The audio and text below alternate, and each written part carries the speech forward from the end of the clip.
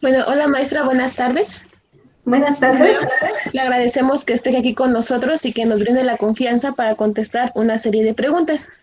Empezamos, le presento a las integrantes del equipo, Rosa Isela Salinas Salinas, Frida Michelle López Cortés, Marlene Meneses Arzate y su servidora Alejandra Pescador Baena. Comenzaremos con algunas preguntas generales, ¿está bien? Ok, sí. ¿Cuál es su nombre completo? Margarita Montes Villalba. Ok. ¿Cuál es su ocupación? Soy docente. Ok. ¿Qué edad tiene maestra? 40. Bueno, no, 42. Gracias. ¿En qué institución labora? La Universidad Insurgentes, Plantel Tláhuac. Muchas gracias. Bueno, maestra, vamos a empezar con las preguntas. ¿Cuántos años lleva trabajando de docente o como docente? Como 8 o 9 años. ¿Y alguna experiencia que haya sido significativa durante esos 8 años? Mira que tuve una experiencia en una universidad que fue muy significativa. Fue muy significativa, pero también fue muy, muy fuerte. Y crucé por un momento difícil, pero creo que valió la pena todo lo que hice. En una universidad, después de mi clase, no, después de mi clase no, yo iba entrando a una clase, iba retirándose un profesor, yo iba ingresando, el profesor se retira, yo ingreso y veo a unas chicas a punto de pelearse, o sea, a punto de golpearse.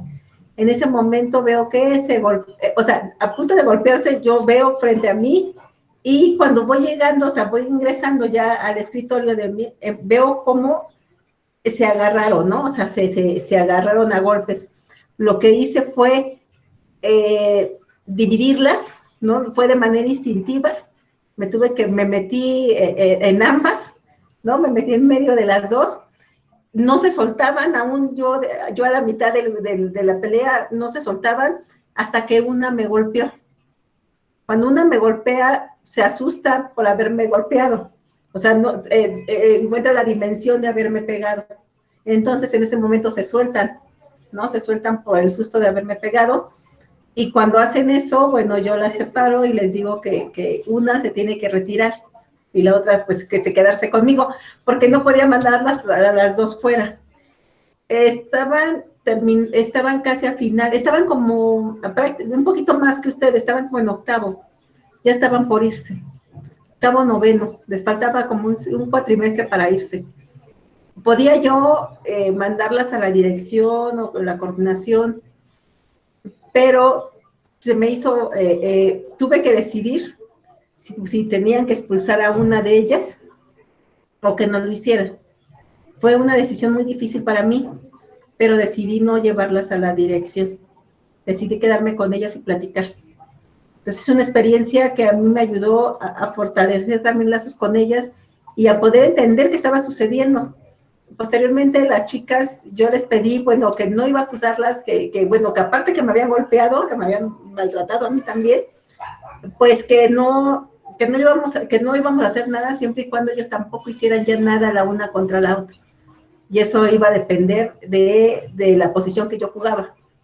Y lo padre de todo es que pues sí me hicieron caso y ya ambas terminaron la carrera.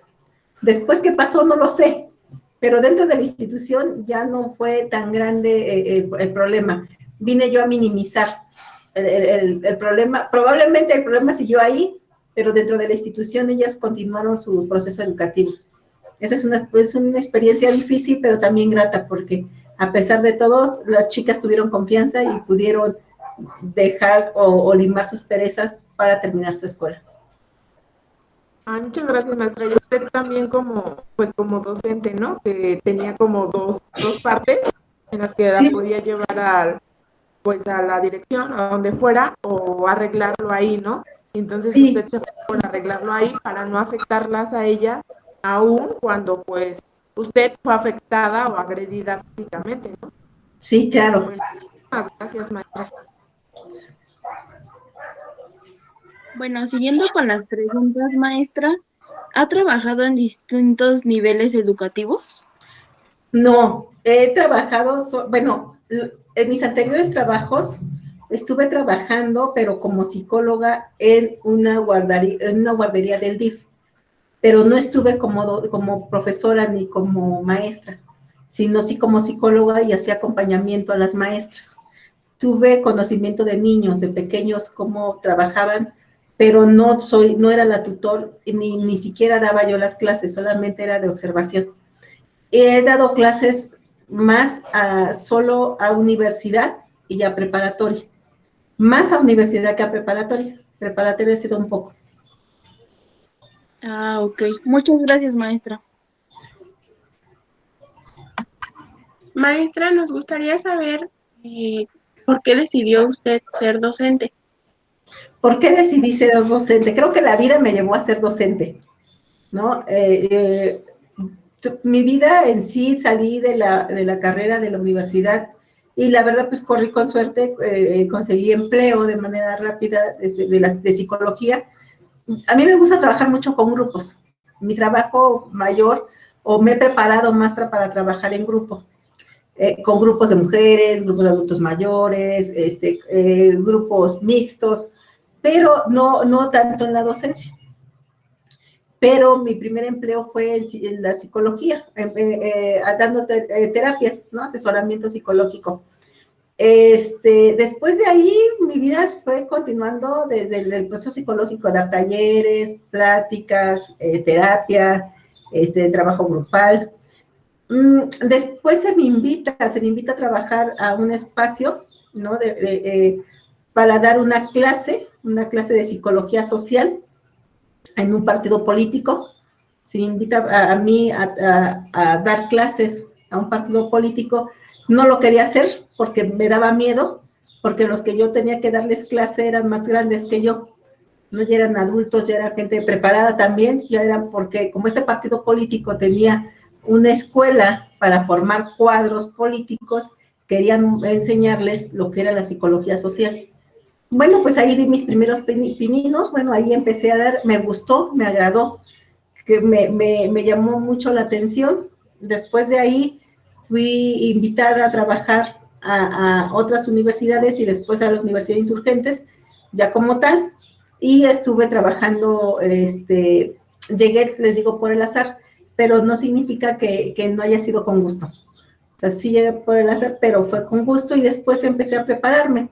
Hoy día tengo un diplomado en docencia universitaria. Me estoy preparando en las cuestiones de la docencia a nivel maestría para poder entonces entender mejor las condiciones de mis alumnos. Gracias, maestra. Continuando con las preguntas, maestra, ¿nos podría platicar cómo fue que usted decidió trabajar en la Universidad de Insurgentes en el plantel Tláhuac? ¿Qué fue lo que la llevó a trabajar ahí? Bueno, ¿qué me llevó a trabajar ahí? Les digo, me invitaron a trabajar la primera vez, cuando yo ingresé a la Universidad de Insurgentes, no a Tláhuac, estuve en otras universidades de la Universidad de Insurgentes, fui invitada a participar y así ingreso, ¿no? Por la invitación, ¿no? Por ser invitada. Después, posteriormente, yo dejé de elaborar un tiempo porque tuve algunas dificultades con mi bebé, ¿no? Bueno, estaba bebé en aquellos entonces. Después decidí ingresar mis documentos, ¿no? Ahí, al plantel Tláhuac, y pues pensé que realmente pues no me iban a llamar, fui a dejar, no, porque no conocía a nadie, fui a dejar mis documentos y los fui a dejar un lunes, un viernes me hablan y curiosamente el lunes, porque faltaba un profesor, ¿no? Para dar las clases y el lunes yo ingreso a dar clases. Sí, fue demasiado rápido. Sí, todo el proceso fue muy, muy rápido. Sí, fue muy rápido mi proceso, la verdad es que sí. Gracias, maestra. Bueno, ¿y qué es lo que más le gusta de dar clases? ¿Qué es lo que más me gusta de dar clases? Me gusta mucho aprender. Creo que el proceso del docente es enseñar, pero también es aprender. Y creo que reaprendemos, ¿no? Reaprendemos y nos reconstruimos en el proceso de la enseñanza. Porque muchas veces la mirada que ustedes le dan a los conceptos, a las teorías, a toda esa conceptualización que van dando cuenta de la carrera misma, lo miran con otros ojos. Y eso también nos ayuda a nosotros a mirarlo también de manera diferente.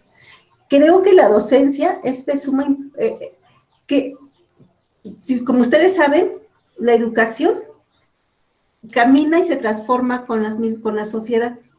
La sociedad cambia, la educación tiene que cambiar, se transforma. Y asimismo, entonces, yo al caminar con ustedes me ha ayudado más en el proceso de deconstruirme, ¿no? De irme encontrando en mi carrera, en mi profesión, y volverme a construir en ella. Entonces, es lo que me ha agradado mucho. Me ha agradado mucho en la docencia esas experiencias. Pero también me gusta mucho el proceso social, afectivo. Me gusta tener una relación afectiva con mis alumnos. Me gusta entender que somos seres humanos y que ambos vamos a terminar y vamos caminando al mismo camino. Después de 4 años, ustedes dejarán de ser mis alumnos y empezarán a ser mis colegas. Y eso me agrada mucho. Por eso me gusta tener esta interacción, ¿no? Afectiva. Sí. Y yo creo que se ve, ¿no? Se ve que le gusta como socializar y pues llevarse bien con las personas y con sus alumnos, ¿no? Que como bien lo Sí, dice usted, pues van a llegar a ser sus colegas. así es. Y probablemente hasta mis jefes van a poder ser algún día en la vida, ¿no? Entonces, uno no sabe. Gracias, maestra. Ok, Rosa. Bueno, la siguiente pregunta, maestra, sería, ¿cómo es que organiza sus clases? Nos gustaría saber un poquito de cómo es que las realiza. Ok. ¿Cómo organizo mis clases? Bueno, primero es bien diferente organizar mis clases en el aquí y ahora con la pandemia, con trabajar en línea, ¿no? Es sumamente difícil. Es sumamente diferente al trabajo presencial. Lo que yo hago o lo que yo he tratado de hacer en estos tiempos es hacer mi trabajo más dinámico, porque es difícil trabajar en línea y no movernos, ¿no? El que no haya un movimiento conceptual, un movimiento de pensamiento, es difícil que el conocimiento quede. ¿Por qué? Por miles de situaciones. O sea, yo estoy en casa, ustedes también, el ruido, la familia, la cama misma, si damos clases temprano, ¿no? Es más fácil prender el celular o tenerlo al lado de nuestra cama. Eso dificulta, ¿no? Eso yo lo he hecho, yo lo he pensado desde mí como persona, o sea, desde yo, Margarita, que me levanto con sueño, ¿no? Y que me tengo que bañar, no para verme bien, sino para despertar, ¿no? Tengo que hacerlo para despertar, para que yo pueda estar frente a ustedes en el grupo, porque aquí están todos dormidos y entonces digo, bueno, soy la única despierta. Y bueno, esto cuesta mucho trabajo. Entonces, lo que yo hago es construir procesos didácticos, ¿no? De apoyo, que se construyan mapas conceptuales, mapas mentales, trabajar en actividades grupales a través de las ligas que podamos ir construyendo, que ustedes mismos construyan el conocimiento a partir de lo aprendido, ¿no? Que es lo que he tratado, ¿no? Voy a dar la clase, sí, pero después ustedes lo van a reconstruir a través de alguna actividad que van a realizar. En este caso, por ejemplo, con ustedes o con otros grupos, lo que hago es que construyamos un producto, ¿no? Que el producto se vaya construyendo para que ustedes también lo vayan viendo y se responsabilicen de ese producto y que al final del día el producto no sea solo mío, o sea, no solamente yo aquí enfrente esté dando la clase, y no es culpa de ustedes que yo esté frente aquí dando la clase, sino que la misma dinámica de trabajar en línea es que la maestra hable, ¿no? El docente enfrente hable. Porque ¿cómo le hago para que levantes la mano? ¿Cómo le hago para hacerte caso? Y a lo mejor tú tienes algún pensamiento ahí, una idea, pero tampoco la nombras porque también no cuesta trabajo en línea. Por eso creo que sí es difícil y por eso he tratado de trabajar de esa manera con mis alumnos. Sí, estoy de acuerdo con usted, maestra, de que pues es como un poquito difícil como estar en línea, luego en presencial, pues sí se trabaja diferente. Sí, claro. Gracias, maestra, por responder esta pregunta. Maestra, ¿y usted qué tipo de estrategias utiliza para impartir sus clases? Estrategias, sí. Bueno, vamos a ver. Utilizo estrategias de la utilización que los jóvenes o los chicos que están frente a mí puedan hacer un proceso les vuelvo a repetir, de construcción de pensamiento. Pero ¿cómo le podemos hacer eso? Utilizando sus 5 sentidos, ¿no? Hay que utilizar los 5 sentidos. Vamos a hacer que el chico esté frente a la clase, aunque yo no lo vea. ¿Y cómo puedo hacer que esté frente a la clase? Bueno, primero yo utilizando herramientas. Yo tengo que utilizar herramientas didácticas, ¿no? Del proceso de enseñanza-aprendizaje, en donde voy a ocupar, yo les decía, bueno, estrategias, utilizando a lo mejor el habla, ¿no? La comunicación entre ambos, pero también utilizando a lo mejor videos, música, ¿no? Alguna actividad, algún juego didáctico para que entonces puedan interactuar. O la otra es que el mismo alumno construya las propias dinámicas, ¿no? Las propias dinámicas que pueda intervenir en la clase, ¿no? ¿Qué es lo que más hago? Lo que yo más hago es que el alumno que construye pensamiento, construye conocimiento, pues también se involucre en la misma clase y en esa clase, pues, construya lo que él aprendió. ¿A través de qué herramientas? Pues herramientas como les decía, mapas, juegos didácticos, ¿no? Lúdicos a veces, ¿no? Cuando se nos da tiempo también, porque creo que en este nivel que estamos, ya universitarios, claro que es importante el juego, claro que es importante las cuestiones lúdicas, que son sumamente importantes, pero creo que si no se dan esos juegos o esa interacción sin construir conocimiento, pues entonces no tendrían un qué hacer. Gracias, maestra. Ok, Marlene. Maestra, ¿y qué materias son las que usted imparte o cuáles son las que más le gustan, pues ahora sí que dar? Las materias, a mí en lo particular, van a decirme, pero a mí me gustan todas, menos, y no porque no me gusten, sino porque se me hacen difíciles para dar, que son las de estadística, ¿no? Las estadísticas se me hacen difíciles, o sea, puedo darlas porque la he dado solamente una vez en la vida, las puedo dar, pero creo que no es lo mío, o sea, eso no es lo mío, no me pertenece. Pero por lo demás me gusta mucho la psicología en sí mismo, ¿no? Me gusta mucho la psicología y me gusta todo lo que es, pero también entiendo que dentro de la psicología hay materias para enamorarse y hay materias para respetarse, ¿no? Para darle el lugar que se merece la psicología. Hay materias que te vas a enamorar, como teorías de la personalidad, materias como aprendizaje y memoria, son materias, motivación y emociones, son materias para mí lindas, son materias lindas, materias que no pesan, ¿no? Que puedes leer y leer de esa materia y pasar por ahí, ¿no? De manera con mucha luz. Pero hay materias que dificultan, ¿no? Metodología de la investigación, materias como psicología comunitaria, como psicología organizacional, materias como la propia materia de psicología del trabajo. Todas esas materias son materias, no sé, análisis conductual, las materias de análisis conductuales. O sea, estudiar Skinner no es sencillo. Muchas veces a nosotros ya nos es sencillo porque lo hemos visto primero, segundo, tercero, cuarto, quinto, sexto, noveno, y salimos con Skinner, pero Skinner no es tan fácil entender desde sus propias conceptualizaciones. Pero a mí me gusta mucho el conductismo. A pesar de sus críticas ante el conductismo, sé que el conductismo es una técnica que se ha ocupado y se sigue ocupando y se seguirá ocupando por por lo bien que se puede trabajar, quien lo trabaja bien, quien trabaja bien el conductismo, de verdad que es excelente para el trabajo terapéutico, ¿no? Y para sacar adelante. Pero no, me gustan, les digo, todas las materias me gustan.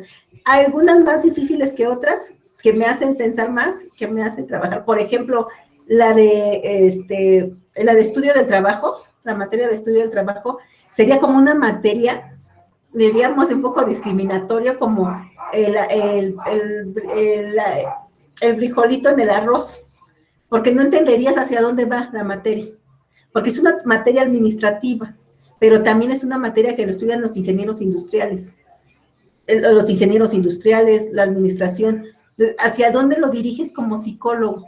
Entonces es una materia que me parece que es que cuando te das cuenta desde el programa mismo de la planeación tienes que encaminarlo hacia los procesos psicológicos, ¿no? Al trabajo psicológico, pero tienes que entenderlo. Y eso me hace a mí, pues, moverme de mi lugar.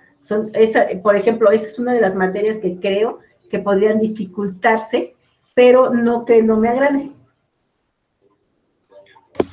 Sí, claro, como usted menciona, cada materia tiene como su objetivo y como dice, te vas a enamorar de, pues, de las materias que más, como que son de tu agrado o que tú creas que son donde más te vas a inclinar, ¿no? Claro, así es. Gracias, maestra.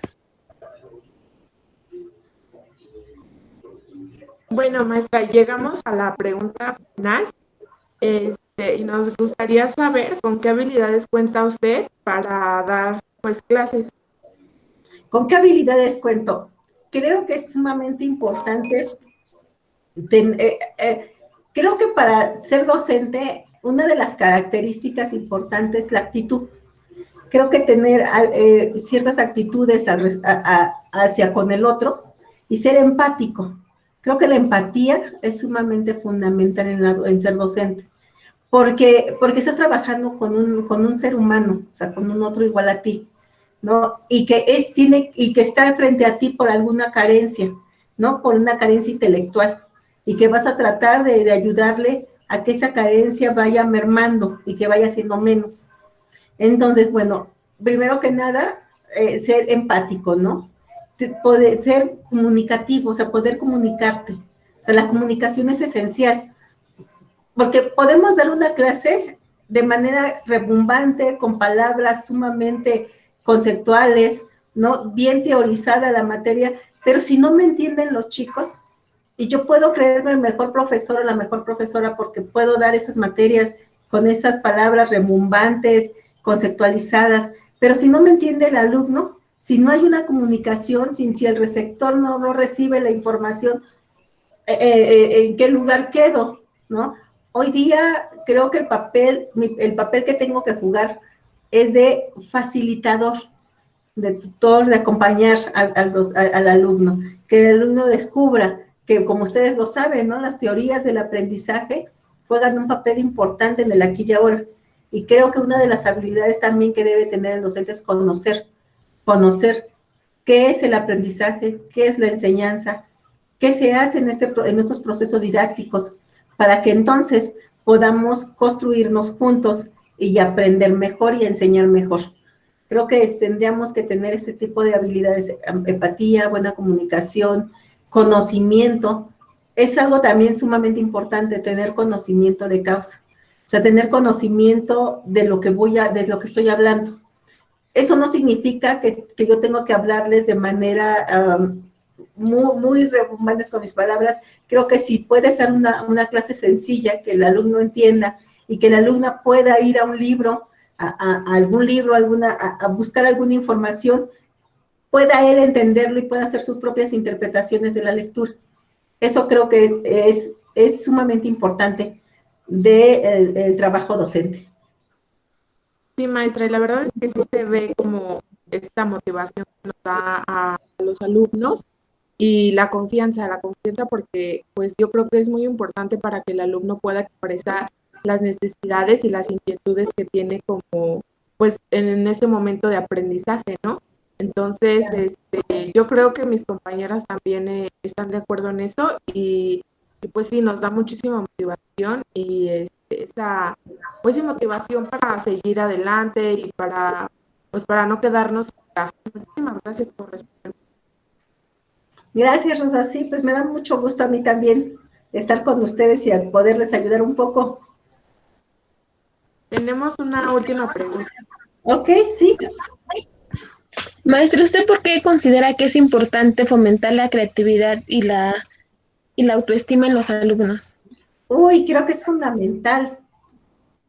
Creo que en el mundo en el que vivimos hoy, en el aquí y ahora, con la pandemia, con el individualismo, con este sistema económico tan terrible en el que vivimos, ¿no? En donde si lo que tienes es lo que vales, ¿no? Es muy terrible.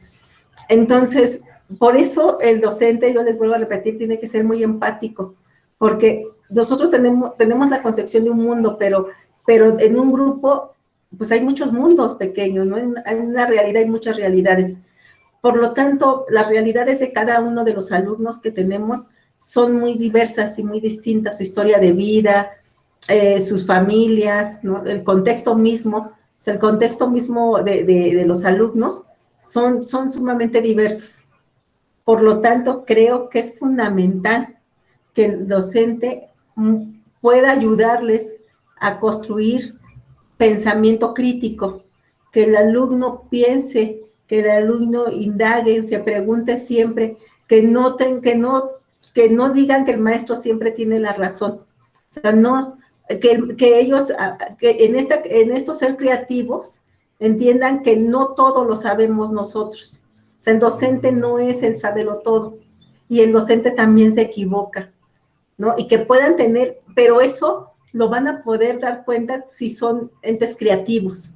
O sea, la creatividad es algo muy amplio, muy grande, muy extenso, que tiene que ver con conocimiento, que tiene que ver con pensamientos, con la construcción de cómo pensar, que el alumno pueda decir, bueno, creo que lo que me están diciendo no es verdad. Creo que yo voy a tener que investigar para entender qué es.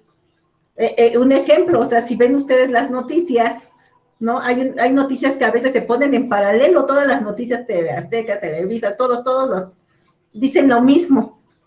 La gente común, por desgracia, pues no son creativos y no se preguntan como por qué. Y entonces lo que tiene que hacer el quehacer docente, o sea, el docente tiene que hacer que este alumno se pregunten por qué todos los noticieros están diciendo lo mismo. ¿Qué es lo que quieren qué quieren que se piense? O sea, ¿qué quieres tú que yo piense para que tú todos los días me estés diciendo lo mismo? Ejemplo, me digas que en mi país está mal, está mal, está mal, está mal, y entonces yo tenga miedo en salir. Entonces, pero tú entonces puedes hacer esa reconstrucción, pero eso es importante en el quehacer docente, o sea, el quehacer creativo, porque eso va a ayudar también en la autoestima del alumno. O sea, también ayuda a la autoestima del alumno, porque si el alumno puede ser asertivo, porque si el alumno puede decir, no, gracias, no creo lo que me estás diciendo, ni tú de la televisión, o tú también que estás frente a mí, y mejor voy a investigar y después te puedo hasta refutar y decir, no, maestra, eso no está bien. A mí me encanta cuando mis alumnos me dicen, creo, maestra, que usted está mal. Creo, maestra, que en el examen puso una buena por mala o el inversa. Eso a mí me gusta mucho porque entonces estoy diciendo, no, miren, estos chicos no son creativos y no se dejan, ¿no? ¿Por qué? Pero porque tienen conocimiento de causa, no tienen una lógica racional, que eso es sumamente importante. Sí, creo que es fundamental ayudarlos en eso. Y eso se da a través de la construcción de conocimiento. Sí, como dice, creo que en esta carrera que pues todos elegimos es muy importante la empatía porque como usted dice, no conoces como la historia o cada uno tenemos una historia diferente y la empatía pues creo que tiene un factor sumamente importante. Gracias, maestra. Bueno, maestra, pues hemos concluido con esta entrevista. Le recordamos que esta entrevista es con fines académicos y se llevó a cabo en la materia de problemas psicopedagógicos en educación, impartida por la docente Simi Herrera Flores. Y también toda la información que usted nos brindó es totalmente confidencial. Mis compañeras y yo le agradecemos por este tiempo y la información tan valiosa que nos ha brindado. Gracias, maestra. Ok, Marlene, pues muchas gracias a ustedes, ¿no? Por haber pensado en mí, por querer entrevistarme. Muchas gracias por, Muchas pues, gracias, por maestra. querer participar con Gracias, nosotros. maestra. Sí, no, al contrario, espero que les salga bien su trabajo y que saquen un gran 10. Muchas gracias. Gracias. Tenía una pregunta, maestra. Sí. Lo que pasa es que para semana académica, pues la maestra Cindy nos comentó que si ¿No podíamos quieren quitar la agregar grabación? Ajá, ¿mande?